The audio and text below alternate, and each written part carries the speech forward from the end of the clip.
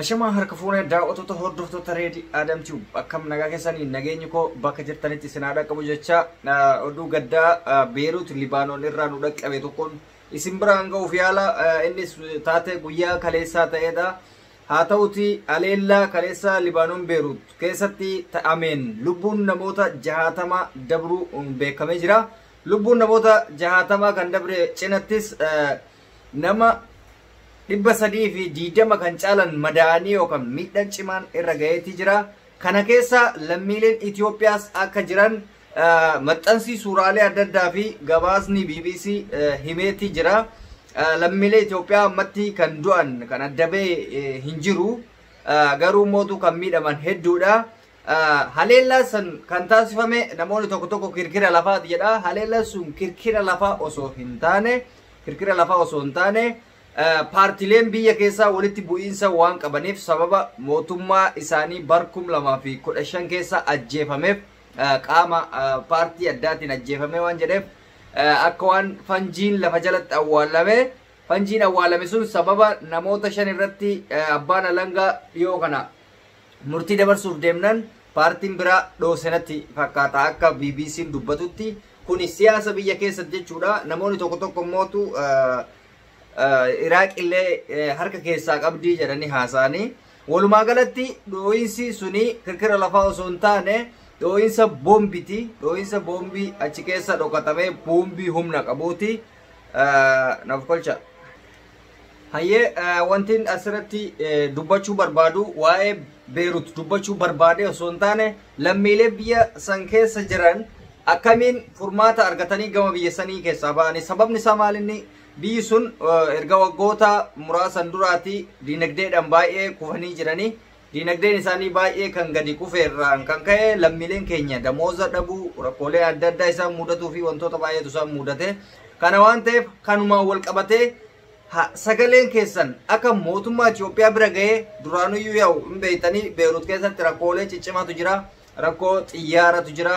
Rakkoo mootuu achumatti mana madaam keessatti imbaasiin nama fuudhee nama galchuu dhabuutu jira. Dallaalli nama gurgurachuutu jira. Naaftanyaan nama miidhuutu jira. Kanumaan wal qabatee haleellaa kanaan kan wal qabate mootummaan Itoophiyaa kanuma sababeeffachuudhaan xiyyaara biyya sanitti ramadee lammiilee keenya kan achi keessa jiru lammii Oromoo ta'e lammii Itoophiyaa akka baasu kabajaadhaan gaafannaa jechuudha. Naannoon kaleessa haleellaan sun itti taasifame irratti naannoo buufata dooniiti jedhama. Naannoo bahara cinaati. Harka caalu fooqiiwwan gurguddaan sababni isaan miidhamaniif sababa kirkira lafaatiin dhoo'insi boombii sun humna waan qabuuf yeroo boombii sun dho'u lafti muluun hin hollatte jechuudha. Yeroo lafti hollattutti naannoo sanitti fooqiin argaman hundi isaaniitu jigee naannoo biraatitti mootu akka mastaawatii fa'aa caccabee rifaatuu keessa jiran ijoolleen keenya hedduun naaf himanii jiru. Namoota hedduuf bilbilee jira. Namoota Beirut keessa jiran keessaa namoota beeku hunda isaaniitti bilbilee akka hubatanii garuu hanga ammaatti lammiilee keenya kan du'e jedhe hin dhageenye. Kan miidhame garuu baay'ee akka ta'e miidiyaa qofa osoo hin taane ijoolleen qaaman nutti himanii jiranii. Isin agarsiisuudhaaf fakkeenyaaf namoota miidhaman san maqaa adda baafachuu hin dandeenye garuu suuraan isin agarsiisuudhaaf immootu YouTube chaanaaliin wanta akka dhiigaatii fi ibiddaa kana yeroo asirratti dhiyeessan baay'ee tokko nama adaba. Kanaaf isin dhiyeessuu hin dandeenye. Wanti jiru amma ijoolleen Beirut keessa jirtan ijoolleen keenya kan lammiilee Itoophiyaa ta'e lammii Oromoo hundi keessanuu wal hubatuu qabdan. Waliif bilbiltanii wal quba qabaattanii rakkinni yoo jiraate bakka rakkoo sanii akka baastan. Namni keenya kan miidhamellee yoo jiraate gama imbaasittis ta'e gama hawaasatitti beeksisuun dirqama keessanii. Ijoolleen hedduun naannoo sanitti akka dalagan dubbatamaa. Naannoo sun naannoo baay'ee guddaadhaa fi naannoo galii gaarii qabu akka ta'e himamaa. Lammiileen biyya saniitu baay'ee tokko rifatanii jiranii. Dhoo'insi kun immoo kan dhaabatuun fakkaatu akka dubbatanitti akka warri biyyaa dubbatutti ganaa gama jeequmsaatitti deema jechaa jiranii. Sababa maaliitiifi sababa doolaarri irratti qaala'eef akkasumas mootummaa fi uummanni waliigaltee hin qaban. Paartii hedduutti jira. Akka Itoophiyaa sani siyaasni biyya sanii akka dubbatamutti Itoophiyaatti sababa paartiin baay'atuu fi sababa sabaaf sablammiin baay'atuuf siyaasni Itoophiyaa qiyaamaan dhaabatu. Beirut illee bifuma sani jechuudha. Baroota 1990moota keessarraa jalqabee hanga bara 2015tti gaarii ture jedhan. 2005 irraa hanga har'a 2020 waggaa 15 irraa jechuudha. Waggaa 15 deemte waa'ee siyaasaatiin mootummaan kufaatii irratti adeemsifame jechuudha. Duraan biyya guddoo turte biyya qabeenya qabdu turte jedhama. Amma garuu jeequmsi cimaa waan keessa jiruuf amma durallee beeytan bosonni qabatee siyaasaan qabate bosonni amma duraa sunillee gubannaa amma dura gubataa ture kan bineensonni adda addaa gubataa ture. Inni sunis ibidda lafaa ka'een osoo hin taane waa'ee siyaasaa akka ta'etu dubbatama BBC gurguddaa irratti Aljaziiraa fa'a irratti jechuudha. New York News maal ka jedhu injiraami BBC wan adda addaa kan addunyaan qabdu dubbataa jiran.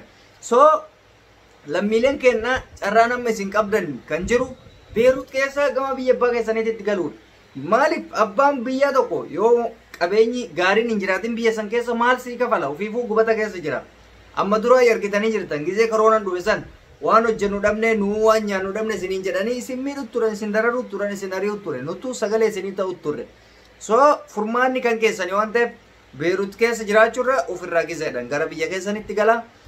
Qaama dhimmi ilaallatutti iyyadhaa yoo danda'ame yoo jireenya barbaadde yoo hojjetachuu mootuuf jijjiiruu barbaadde biyya biraatti deemuu si wayyaa jechuudha. Maaliif biyya firiidamii hin qabnee fi biyya mootummaa fi uummanni waliigaltee hin qabne keessatti hin dalagadhachuun hin ulfaata. Wantoonni akka kaleessa adeemsifamee dhoohinsi adda addaa guyyoo uumame du'a keessa maatiin keessa hin dhaga'u ati sin himattu namni si dhaga'u hin jiru bilaasha kasaartaa jechuudha. Gartee osoo ammaan namni tokko mana madaamitti yookaan imbaasii adda addaa dhibamee du'e rakkoo hin qabu maatiin keenya dhagaa hawaasni keessa awwaalata. Garuu siyaasa biyya ambaatiif jecha dhoohinsi adda addaa dhooheetiniin ati yoo keessa makamte du'uu kee namni hin beeku jiraachuu kee namni hin beeku maatiin keessa hin argatu ati maatii kee hin argattu bilaasha jechuudha hin kasaarta. So ijoolleen Beirut keessa jirtan haalli isin keessa jirtan haala hamaadha anatu isin hima kun odeeffannoo qabatamaati kan isinis argaa jirtan.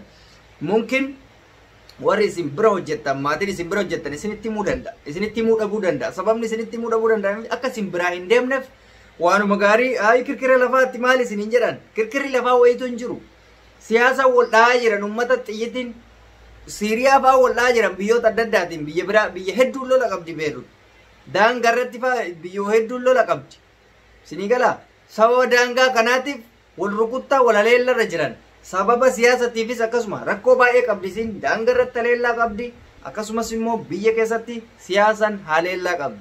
So lubbuu keessan haala akkatti hin galina beelofne gara irratti baane imbaasiin nu dhaga'uu dide maaliin jedhina xiyyaarri guutuu biyyattiitti akka banameen beeytanii biyya Itoophiyaatti bicha xiyyaarri hedduumina waan hin jirreef iddoo tokko tokkotti hanqina jira malee banamee jira. Amma hanqina xiyyaaratu jira malee walaa Beirut walaa Dubaay walaa Hajaa banamee jira guutuu biyyaatti. Maaliif karoonaan hir'atee jira diinagdeenis immootu gara biraatti namaa deemaa hin jiru waan ta'eef wanti xiyyaara sababatan hin jiru porososii keessan deemati fixadhaa namoonni paaspoortii qabdan paaspoortii keessan haaromsachaa namoonni paaspoortiin akka tasaa isin harkaa badallee iyyata keessan imbaasiitti godha iyyata keessan yeroo imbaasiitti godhan immoo of eeggannoon akkuma jiru akkuma duraaniitti siyaasni biyya keenya hanga biyya armaatti jira yeroo paaspoortii wanta adda addaa haaromsitan lammiilee habashaatirraa of eeggachaa deemuu qabdan naafxanyaa irraa of eeggachaa deemuu qabdan paaspoor keessan jaratti hin kanina dalaala jaraatirraan hin deemina kuni ammas irra deebi'amee kan isinitti himamuu qabudha. Sinii galee kana waan ta'eef kun wal gorsa obbolummaati kan akkasitti of eeggannoo cimaa godha biyyattiin haala hamaa keessa jirti dhibeenis miidhamte waraananis miidhamte guyyaa kaleessaa qofa wanti agas baay'atu sun diigamuun isiin Beirut deebitee ijaaramuuf waggaa meeqatti fudhata laala fooqiiwwan hangas baay'atu sun jigee deebitee akkasitti ijaaruuf waggaa meeqatti fudhatu laala waggoota guddaatti fudhata jechuudha kisaaraa guddaa keessa galanii jiran addunyaa maratu boo'eef jechuudha.